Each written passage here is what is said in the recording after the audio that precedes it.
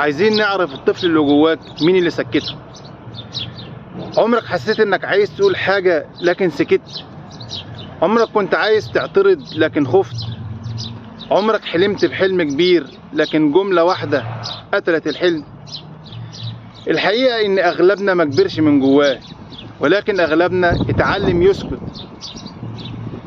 كان في ولد صغير عنده 7 سنين واقف في الفصل رافع ايده بحماس. المدرس بصله كده وقال له لا انت اقعد. الولد قعد، مش علشان الولد ما عندوش اجابة، لكن علشان اتعلم ان صوته مزعج بالنسبة للمدرس. بعدها بسنة حاول يرسم، بيوري الرسمة لأبوه. أبوه بصله، الرسمة دي مش هتأكلك عيش يا ابني. الولد خبى الورقة، وبعدها بسنين بقى شاب. كل ما تيجي فرصة صوت صغير جواه بيقول له بلاش، هتغلط، بلاش، هيتريقوا عليك، بلاش، انت مش قدها. الطفل ما ماتش، الطفل ده لسه جواك. الطفل اللي خايف مش ضعيف، هو بس حد سكته.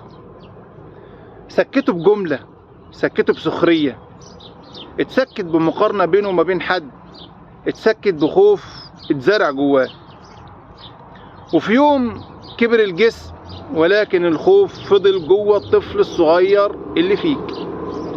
علشان كده بنخاف نبدأ، بنخاف نتكلم، بنخاف نختلف، بنخاف نحلم حلم كبير. مش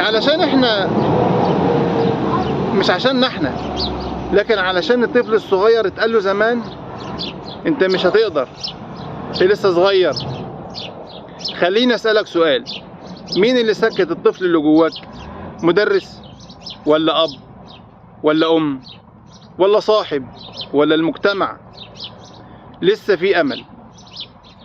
الطفل ده ما اختفاش، هو بس مستنيك تسمعه، مستنيك تقول له خلاص انا سامعك، مستنيك يقول لك خلاص انا مصدقك، خلاص مش هسكتك تاني.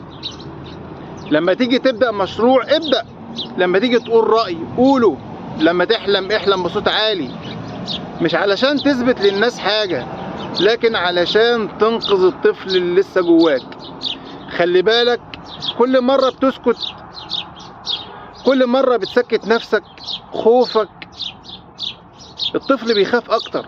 كل مرة بتجرب رغم الخوف الطفل بيبتسم. الشجاعة مش غياب الخوف يا جماعة، الشجاعة انك تمسك